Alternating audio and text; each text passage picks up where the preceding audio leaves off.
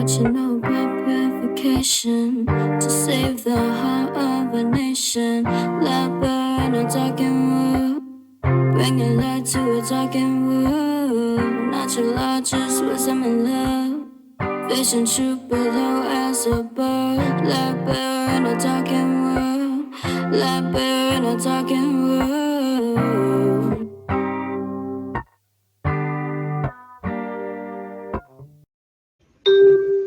Welcome to the Affirm Life Daily Podcast. I am your host, Cynthia Mitchell.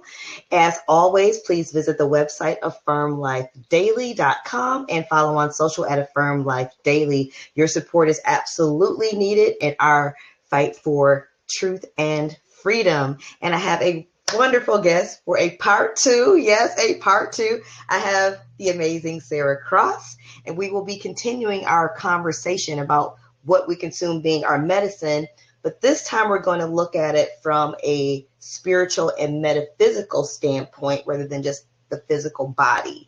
So Sara, welcome. Hey, Cynthia, and thanks for having me back. I'm glad we could sum up the part one with the second part of it that will hopefully give out some solutions on how to actually practice. Yes. And because I got so much good feedback, like great feedback from our part one.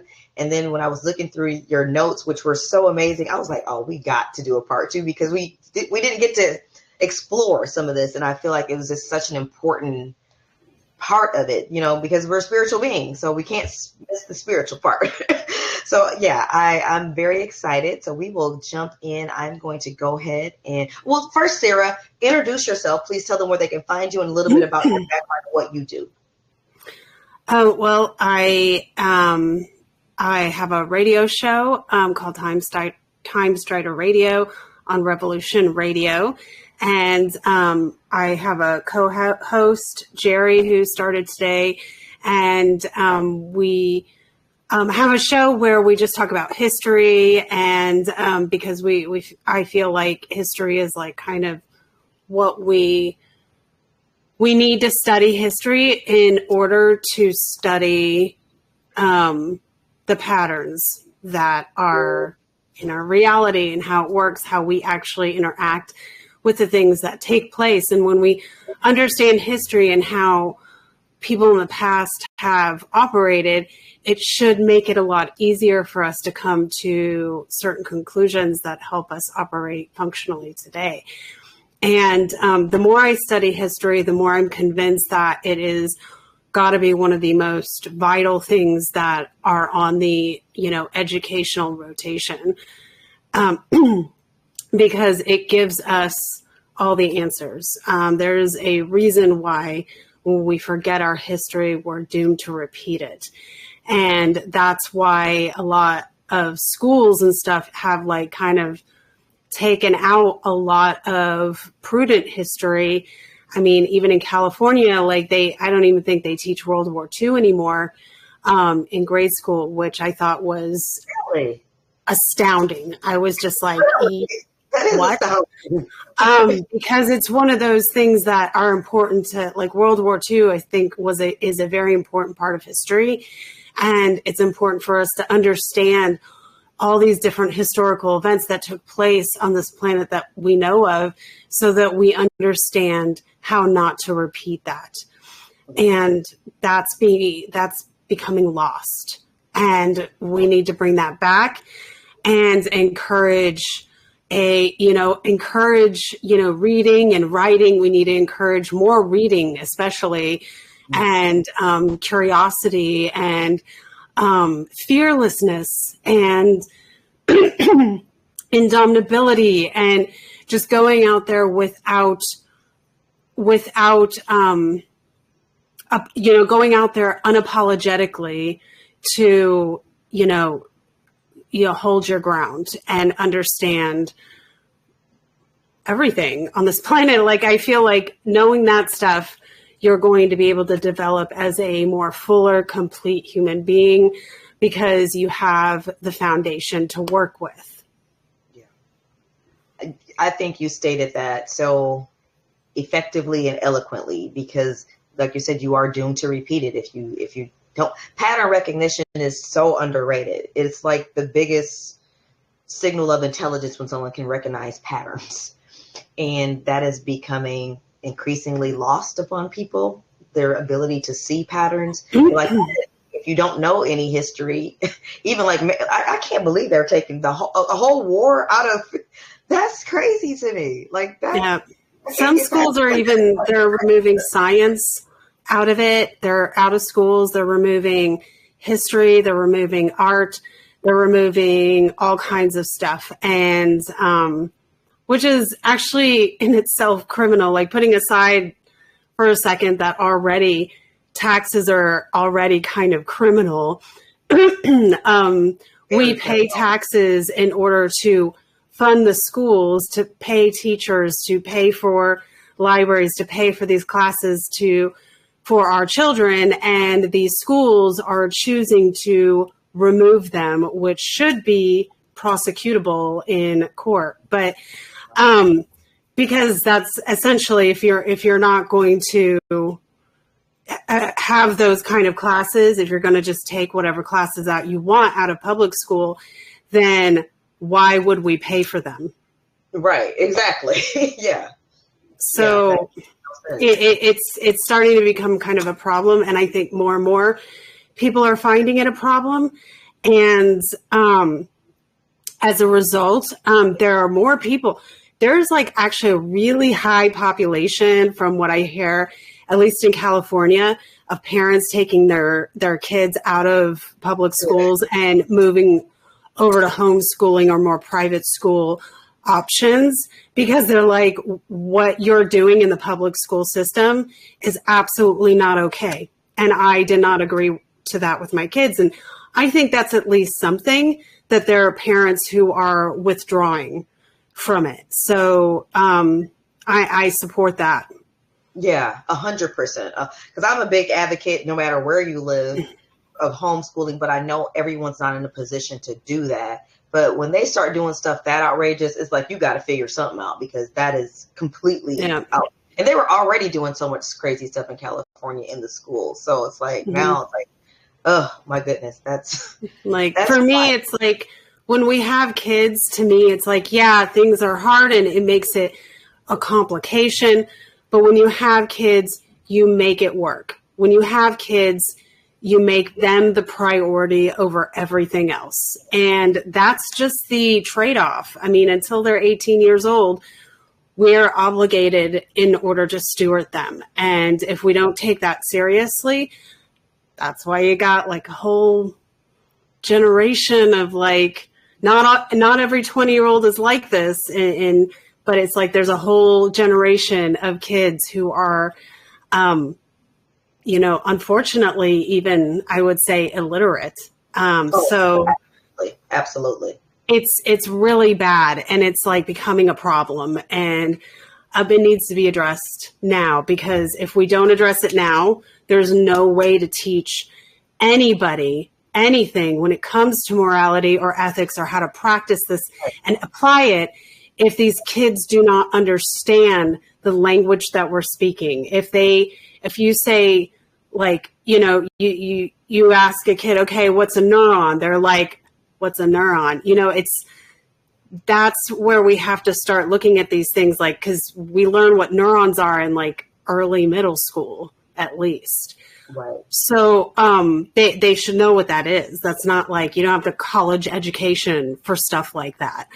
So it's a issue that I kind of go on about, but I think as long as we encourage, especially the youth, to start exploring some of these concepts, encourage them to read, take the smartphones out of their hands, and give them books instead.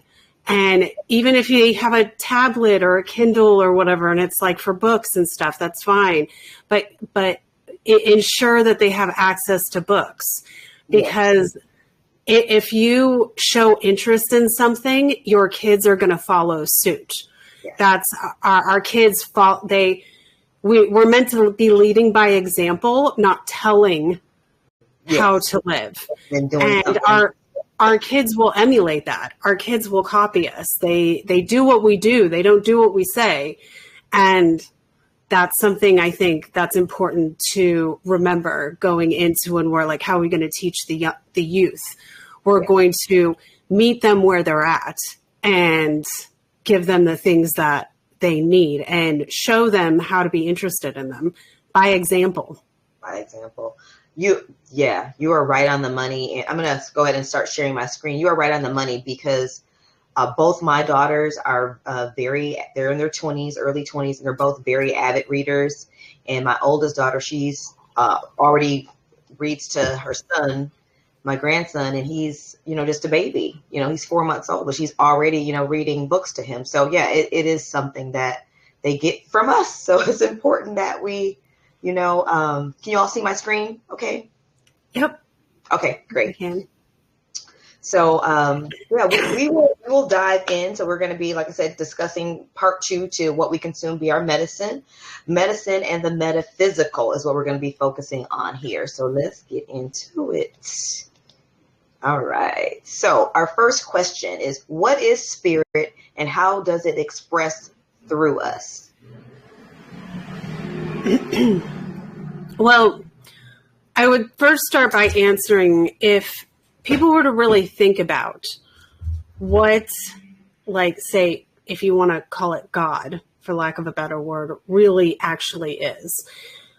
I don't picture in my head some kind of heaven with like a dude on like a golden throne with pearly gates. Like, I don't picture this kind of, afterlife utopia where you have a man who's like, I made all of this astral awesome stuff for you. I feel like that's actually that's like not what God is. And I feel it's kind of a trap to get people to think that that's what God is. If you were to consider more like God is a force of nature, it is a creative, intelligent, purposeful force that is an intelligent form of creative expression. And so it's more like it's not like a man or a woman, but just generally like a force. And it is force of nature. And it creates and it really is what sparked. I feel like that's what sparked the ultimate beginning. If you would even think of it in those terms, if there's been a beginning, if there's an end, and I don't really even consider that a beginning and an end is a thing. I think it's more like it's just been eternal. And this is the process of creating life is an ongoing event and has always been an ongoing event. And that we have been through more than one cataclysms. And this is also why I've come to these conclusions.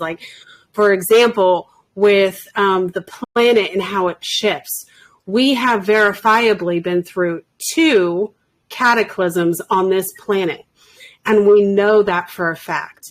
We also know or suspect highly that we've had several cataclysms on this planet that has reset us in a certain way where a cataclysm event happens. It kind of destroys Earth in a way to a certain extent where it kind of maybe we're at high technology and then the cataclysm event happens and it brings us all back into a Bronze Age kind of thing. There's less humans. And also, if you look how the lands have migrated over, even just since the quote Ice Age, the lands themselves move around. And we have evidence of several cycles of all the land masses actually coming together and forming one solid piece of land and then separating again.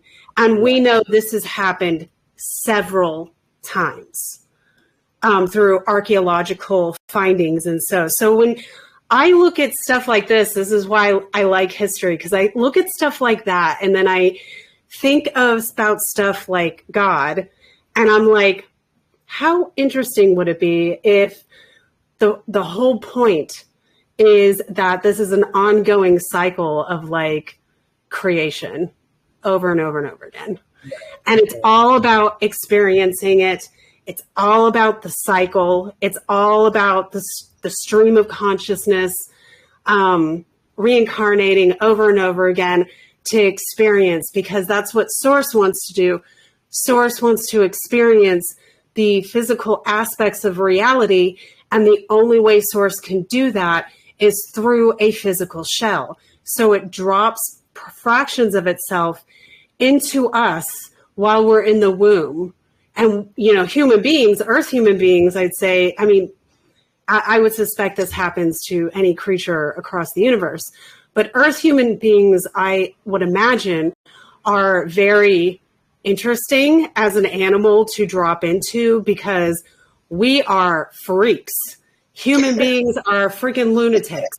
We're like the wild card friend who are like, I don't care. I'll do it. Let's go. And people are like, don't do that. That's dangerous. They're like, it's going to be fine. It's fine. We're the wild card friend who will just go all out and be like, yeah, let's do this thing. And I think that's what kind of makes it interesting. So because we really are like the freak show down here, I think. So keeping that in mind as kind of a foundation of where I'm coming from. What is spirit and how does it express through us? I feel like, you know, part of what I said kind of explains that, but I think a really good example, like, because we're talking about mainly like health related stuff is, and we talked a little bit about this, I think last time, is the Ernest Holmes treatment method, which I really would, I stand by that. Like that, when I read that and I started kind of practicing that, I had a response. So I feel like when I have a response to something, when I go to try something out, that means I'm headed in the right direction. And I think that there's something to it. So the Ernest Holmes treatment method is what I call it. Summed up, I wrote as follows: spirit expresses through us. It is the most self-aware, while operating through us, while it is utilizing both the physical and spiritual body. Consider that our physical bodies are not just what we need to look after, but also our spiritual body. And looking at it not as some kind of, you know, thing that's not tangible, I consider that very tangible. I would consider our spiritual body as its own muscle. And that muscle needs to be cared for and exercised and worked just like any other muscle in the body. Yeah. It's really important that people just get away, especially when it comes to their physical health, get away from thinking if it's something that I can't visibly see, it's not real or it's not important or it's not there. Right. That mentality is very detrimental to both your physical and spiritual health. Yeah, absolutely. I continued, passive treatment will not produce an active result. You have to be firm. You have to be fearless. You have to be confident. You have to be indomitable and be the alpha in your own stance. You have to, no begging, no praying, no I wish, no I hope. Like, this is how it's gonna be to be able to function. And because God or spirit isn't looking for begging slaves, God wants us to step into our power and for us to understand we're part of it. It's part of us. We function as a whole. So that, like, it doesn't want us to be like, oh, I pray and pray. No, it's like, do you want it or not? Make up your minds. You know, it's like, It's like, like if you've ever been in a situation where, like, say your boyfriend asks you, like, what do you want to eat tonight? And you're like, oh, I don't know, whatever you want to do, it, like if the boyfriend was God and you were you, and God's like, dude, what do you want to do? Make up your mind. Don't say maybe, yes or no, right? Like, make a decision, be firm, be confident. What would you like to do? Let me know. So this is how I think it really works. And the more I practice it this way, the more I am convinced that that's how it works. So because I get results I get results from it, physical results that I can see. For you, I'm sorry to interrupt you, Sarah. You're going. When we were praying for you, that's exactly how we were praying, as if it was done. We were claiming it as if it was done, not, oh, we hope Sarah gets better, or maybe, or, please, God, I don't pray like that. I used to pray like that, but I don't pray like that anymore. I pray as if it is already done, as if I'm commanding it, as if I'm willing it, as if it's already in existence. And I think that's a huge difference in the results that you're going to see from your prayers. Yes. And so I suggest, I don't think praying is bad. I'm saying don't pray like you're a victim or a slave. You don't even have to call it praying. Build a relationship with God, and don't use any middlemans or saints or moms or Jesus or whatever. I don't talk to them. I talk to God. And as a result, I get results.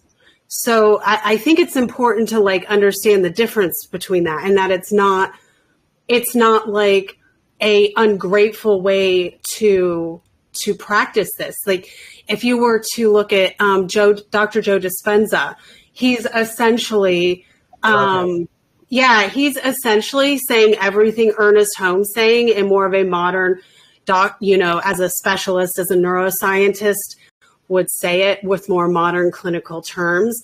But Ernest Holmes essentially said that, like, when you are applying treatment to yourself or another, you don't do it like you're praying or begging for some kind of miracle. You do it like with a cooperation, as if that person is putting in the right kind of energy, that this is what is to be done. And the people who are applying the treatment to you are coming at it like this is what is to be done. So that's the difference in it. And that's why it works.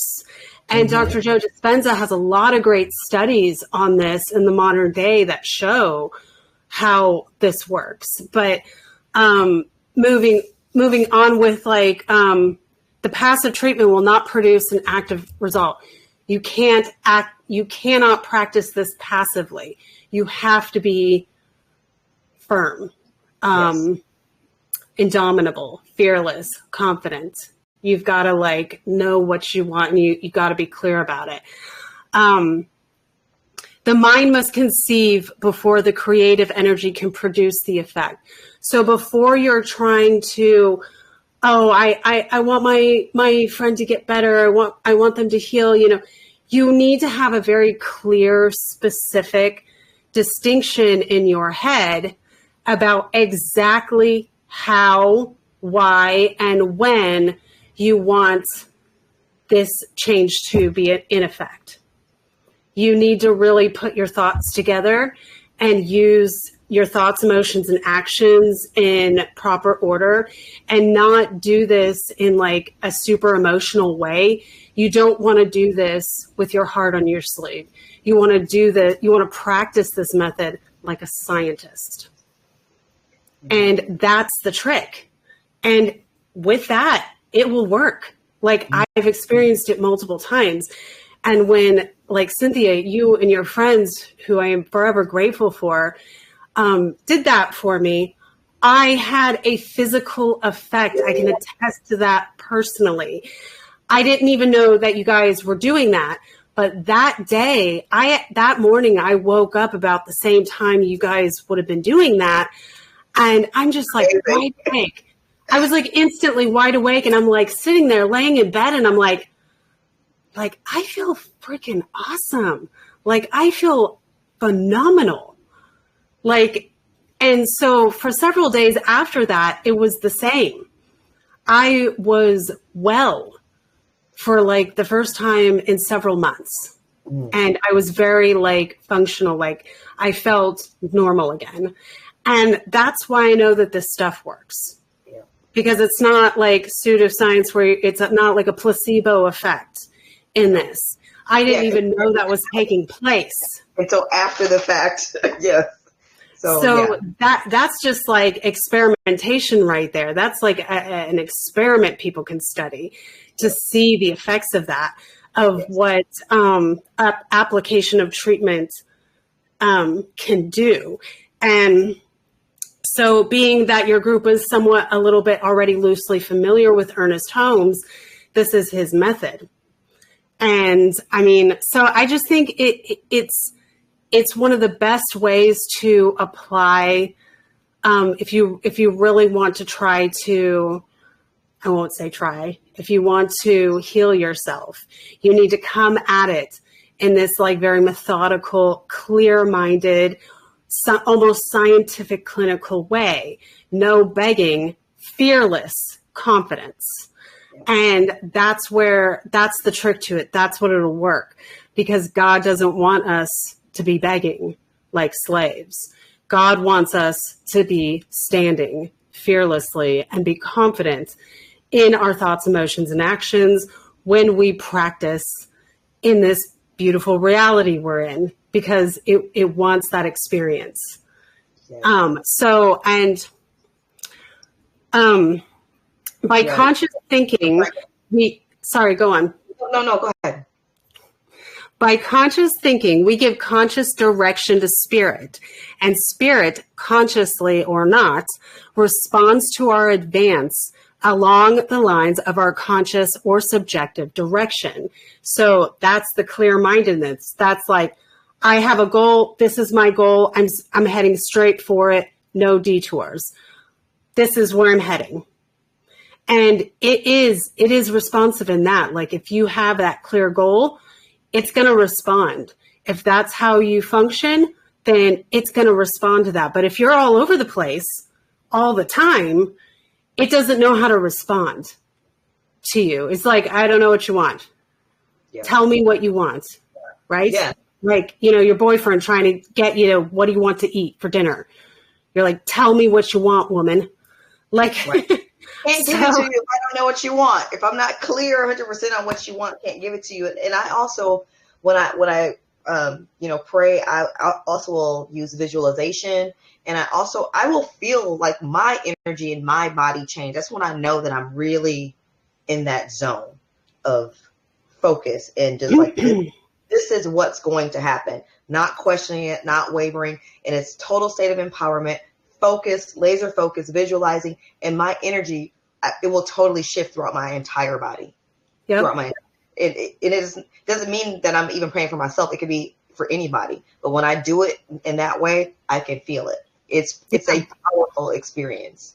Yeah, because you're making a direct connection. You're linking up directly without any maybes or I hope this is the case, No hoping anything. That's a product of fear. So we're not going to hope for anything. We're going to go for the gold. Yes. In every case. So a practitioner uses thought definitively and for specific purposes. And the more definitively one uses the law, the more directly spirit will respond in kind. Change the consciousness of whatever you are applying treatment to, and the false condition will disappear. So this is coming from Ernest Holmes. Ernest Holmes says there is too much theory and not enough practice. 100%. So the idea is not to sit there and talk about it. The idea is to do. It's all about action. So, yeah. Love that, Sara. So I'm going to bring us to our next question because you answered that beautifully. So how does what we consume affect our spirit body? Because we talked a lot last time about how it affects our physical body. How does it affect our spiritual body? Okay. So where did that go? Okay. So as we consume things for our physical body's health, you know, the right kind of foods, the right kind of vitamin intakes, the right kind of, you know, medicine to cure this or whatever, you know, fluorinated water, if we consume fluorinated water, like we have to like, be very, you know, careful, because these physical shells are like, they're resilient in like the most amazing ways, but they're also very fragile. So like we have to be, sometimes very picky with how we consume in the physical world. For the physical body, we also have to understand that the spiritual body itself needs the same kind of treatment. So we need to look at our fraction of spirit that we have, like soul or whatever people want to call it, and we need to look at it as if it is anatomy, part of our physical body. It's part of our anatomy. It's part of our biology. So when we're looking at it in that more clinical stance, we go, okay, what can I feed my spiritual body in order to keep it healthy? And I'd say first, you have to not consume a bunch of garbage, you know, chatty rumors, gossip, regular stuff. Don't consume a lot of, like, this is the kind of, you know, stuff like social media, for example, is like a disease to the spiritual body, because it is, at least, I'll be fair and say 99% and not 100%, 99% garbage coming out of all social media. And it is like a disease, because you're consuming this through your mind, and that's going into your spiritual body, and it's like corrupting it like malware. I think social media really does play a big part in damaging us spiritually. And as a result, it creates other disease factors, such as lack of empathy, even laziness, even illiteracy to some extent. I think it can cause several physical damaging side effects just alone if what you do is consume a lot of things such as social media.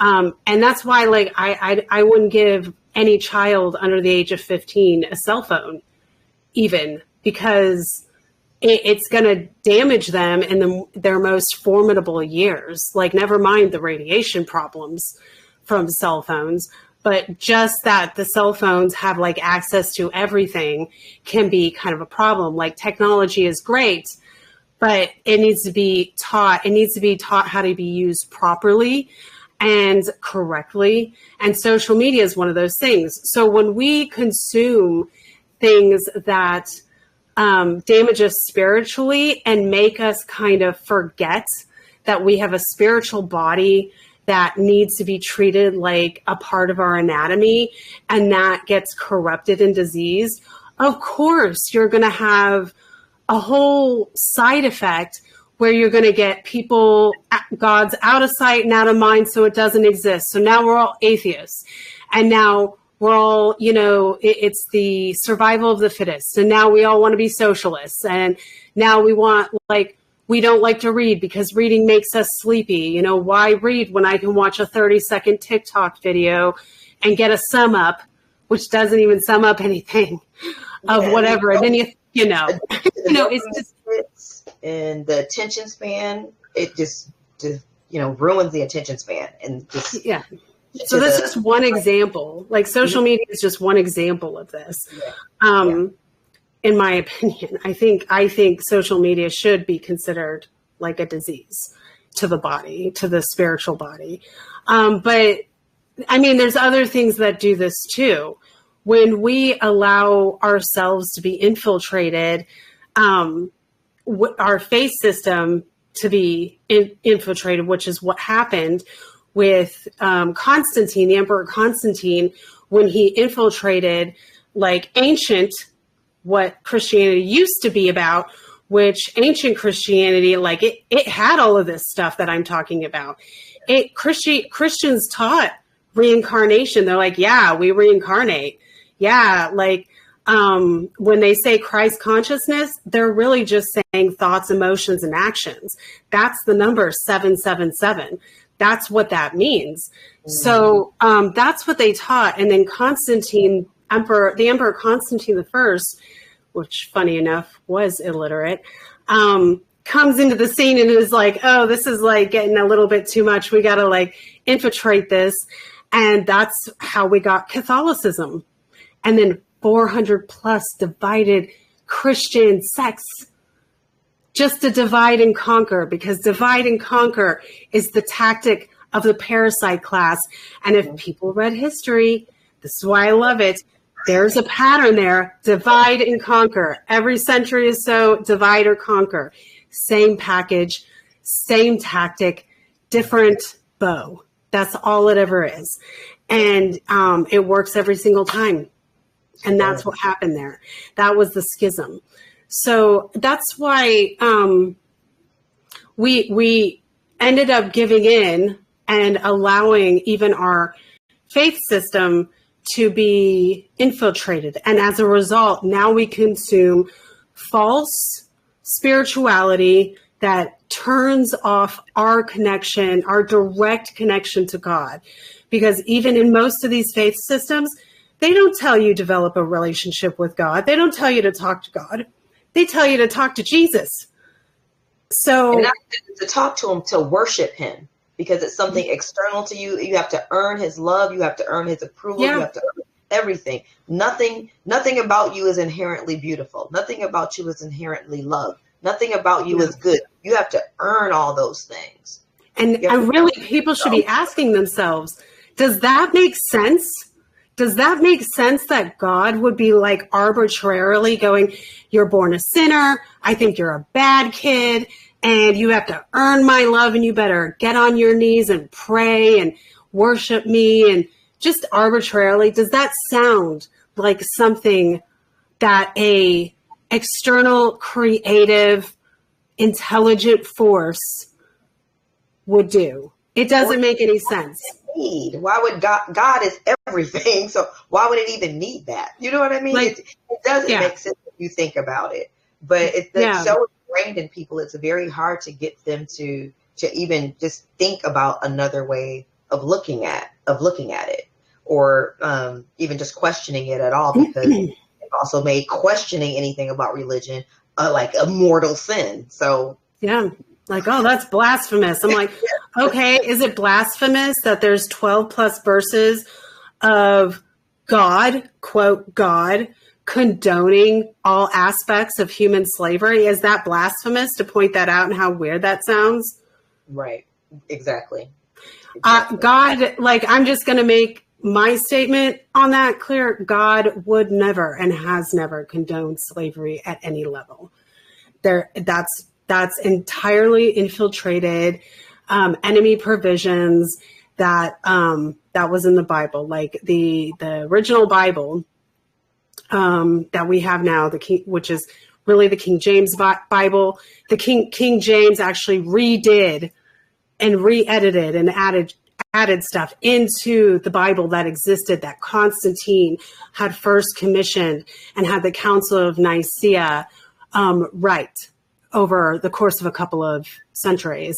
And then King James came and redid that Bible, and that's why we know it as the King James Bible. So you have to consider who's producing the book. I'm not saying there's not good stuff in the Bible. I think everybody should read the Bible as a reference. There's a lot of great stuff in there. I'm a little bit probably too obsessed with the Tower of Babel story, but like, you have to look at the whole book and be like, this is not the indomitable word of God. this is infiltration. And we need to look at it like a reference in order to understand our history and who's actually like producing this document. Yes. So people are consuming, even like our face structure was even infiltrated. So we consume all this spiritual, nonsense into us, into our bodies. And that in itself can cause rot in the organ that is our spiritual body, because we're choosing the child's view and not actually connecting to God. Instead, we're looking for middlemen to pray and beg for forgiveness over stuff, when that's wrong. That's parasite class infiltration. So yeah, I think what we consume spiritually, like with our experiences as well, and how we process those experiences, that matters.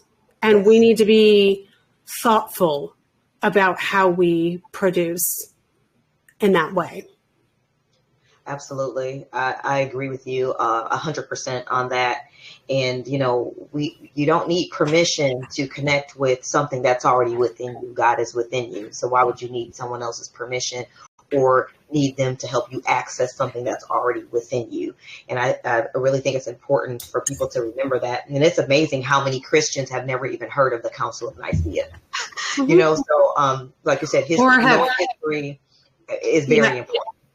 Yeah, or have never even read the Bible cover to cover. Yeah, that's very true. They say they do. Like, I've read the Bible. I'm like, have you read it cover to cover? Yeah, but you're saying that I'm going to lead my whole life based on something that I really, you didn't even study. So no, it doesn't make a whole lot of sense, when you step back and look at it. And then also for me, when you talk about what we consume, how it affects our spiritual body, it's very important that we feed our spirit body the way we feed our physical body. Like, everyone makes sure they get, enough food to eat. And, a lot of people, they want to be healthy. They exercise, they take supplements, they do all these things for their physical body, but will completely neglect nourishing their spiritual body.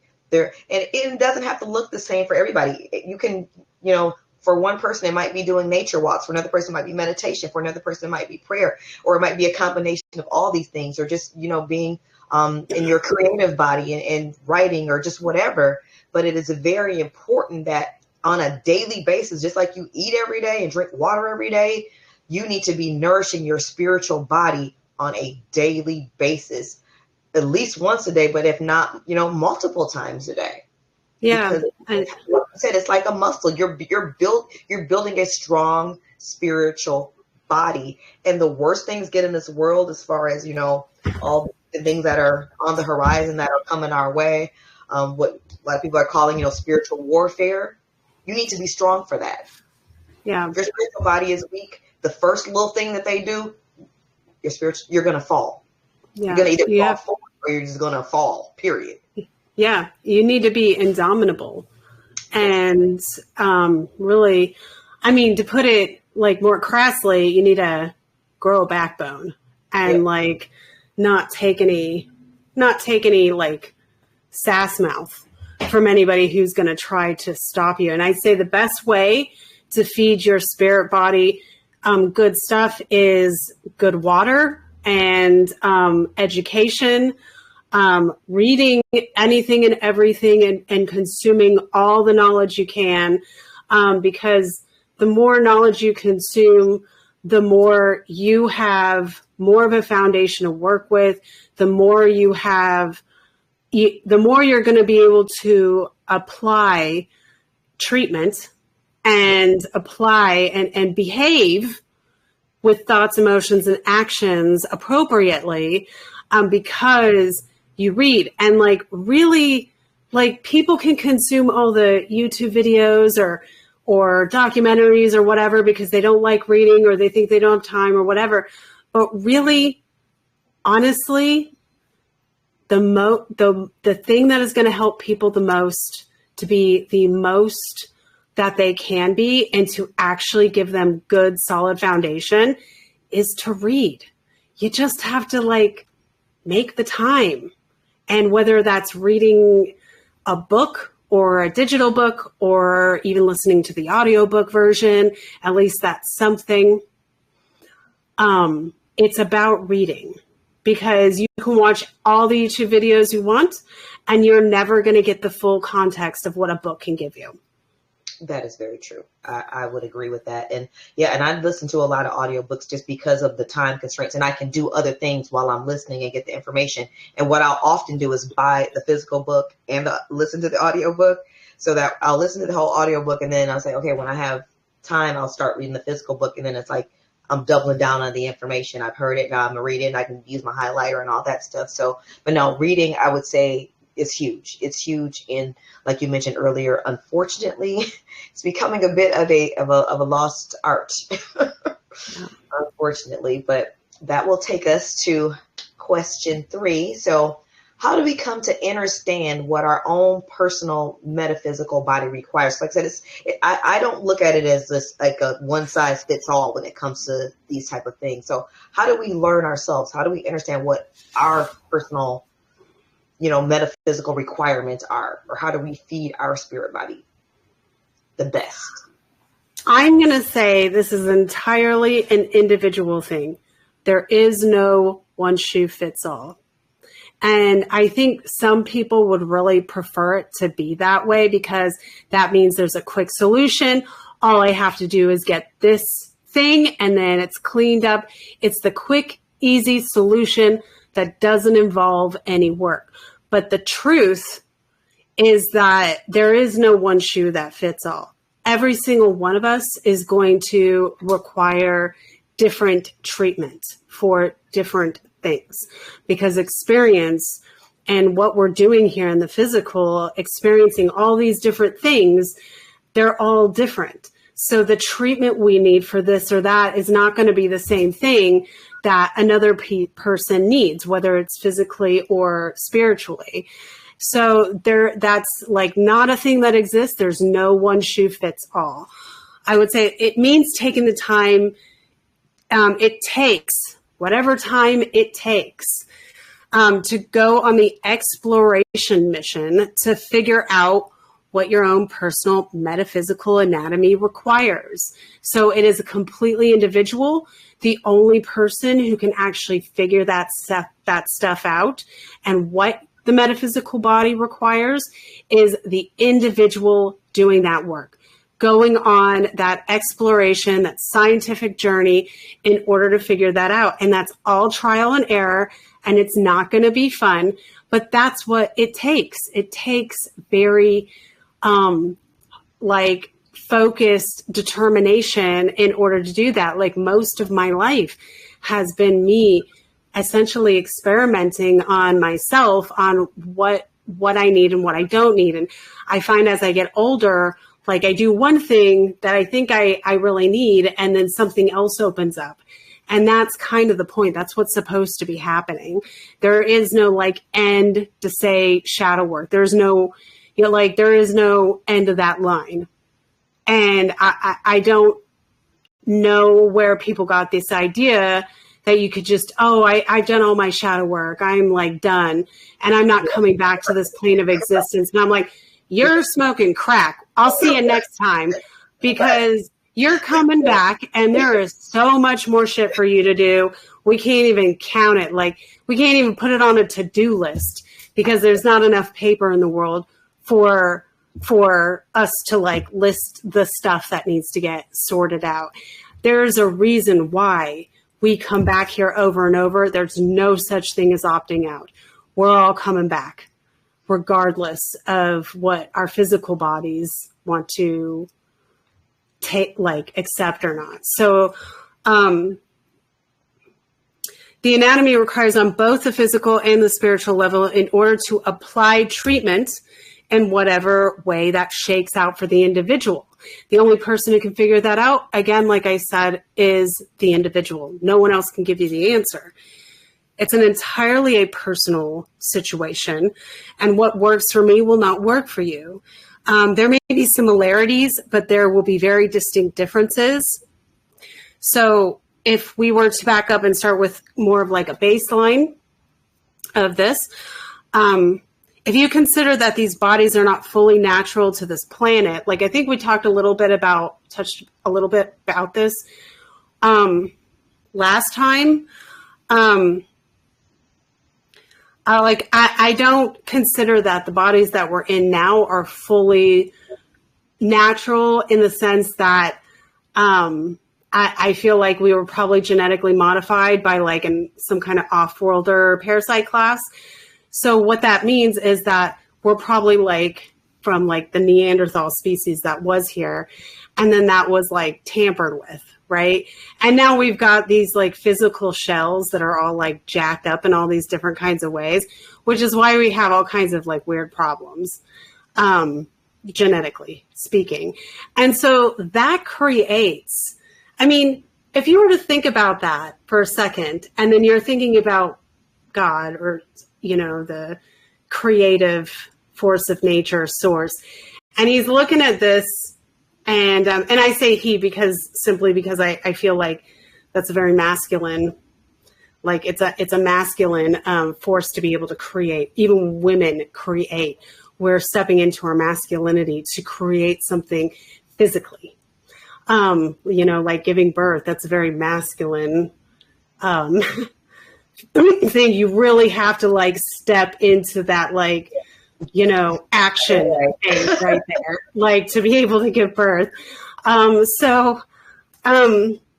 If you were to think about like sources, like looking at these like weird genetic like mock-ups of what a natural human being would be like, you'd be like, how wild would it be if I just like dropped fractions of myself into that thing and then had some of the most freak show experiences the physical reality could, you know, give to me. And that's how I kind of view this, that like we're interesting. We're not like, and that's what makes it fine to some extent, but we're interesting creatures because I think we are probably a very unusual species, if anything, because we are so completely individualistic in our physical selves. And we're so unique in so many different ways. And I think that makes it kind of interesting. It's like going to like a carnival show and you're like, oh, there's so many like different things here. I had no idea that like, you know, humanoids could like do this or be like this. So that's kind of how I look at it. It's more like fun. And I think it's a more of a fun way to kind of look at it. And I don't necessarily think of it as a bad thing. Yeah. So, if you think about it from a spiritual perspective, as you know, because creation is just a way for God to experience God. You know what I mean? If you're everything, that's the only way you would be able to experience yourself, by projecting out little fractals of yourself in all these different forms. And, you know, with all the different personalities and distinctions and individual personas. So when you look at it from that perspective, it's very, very beautiful, and it's very poetic. And with a level of polarity that is in this particular realm that we are in, I mean, you're getting a vast amount of experience because the polarities are so extreme. So no, I get exactly, you know, where you're coming from. And I think as far as like you were saying, as knowing, you can only figure out for yourself what your metaphysical body requires. And I think that's one of the reasons why know thyself is so key and paramount, and why you hear that over and over and over again in any spiritual movement. You always know thyself, because if you don't take that time, especially like just quiet times, time of silence, just sitting with you, just being with you, feeling how the energy moves through your body, feeling how the breath moves through your body, feeling how the things around you affect you. That's how you get to start to know yourself, you know, very intricately. So that way, when you start testing things out, you'll understand better how it's affecting you, because you know your baseline very well. You know, you're Yeah. up, you're down very well. And I Yeah. used to spend a lot more time just in silence. Sometimes my husband come up and we're like, what are you doing in here? Because it would just be like, I'd just be laying in bed, just nothing going on. And I'll be like, oh, I'm just sitting in silence. And I need to get back to that, because I used to really like that practice, because Yeah. it does really help you just know yourself. I'm not doing anything particular. I'm not meditating, nothing. I'm just being in silence, just with me, just knowing. So I think that's crucially important, that we come to know ourselves in such an intimate way, so that we can discover what best suits us and what heals us and what supports our metaphysical needs as well as our physical needs. Yeah. And I mean, like, I think that's very good practice for people to understand exactly where their baseline is. So when something does happen, you do know this is not the same, and you understand it immediately because you know what your baseline is. And I would say that people try to practice this kind of reconnecting. Like, we can never really be disconnected from God. But it's all really about reconnecting and just, opening that door again and letting it be there, and not in some kind of begging, like, oh, thank you, like, kind of way, but more like this is like a team effort. Yeah. When you cooperate with it, it cooperates with you. And that's how it works. And people will find too. And this is why I'm able to keep my seriousness, but I'm also able to keep my sense of humor. Because if you start to reconnect and you connect properly in this way, where you'll find that Source has a sense of humor. Oh yeah. And so comedian. since Source can, God or Source or your high self or whatever people really want to call it, has a sense of humor, I think we need to remember to keep ours as well, and not take everything so seriously that it like decays our bodies. Because when we take out our sense of humor, our joy, like the reason why we're here, when we like give up and we just like throw in the towel and go, oh, woe is me, I'm a victim and the world is crap and I'm not even going to try anymore. And like that to me is like cowardly, giving up behavior. It's not the way to go. And it will decay your spiritual, metaphysical body. It will decay your physical body, because that is what you're saying to Source. You're saying to God, oh, okay, so you're over it and you're just, full of whatever garbage, and you're just gonna, whatever energy you're producing like that, that's what you're gonna attract. That's what Source is gonna give you, because that's what you're asking for. So when you do the opposite, it'll work the same way. We get what we ask for in every situation. Everything we produce is us asking for it, whether it's physically or metaphysically, doesn't matter. So those are the conclusions that I've come to after reading a lot.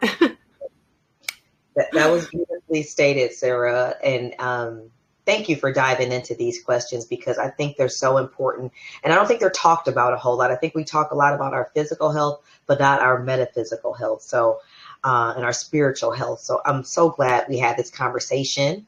And I wanted to end this on a prayer for the body.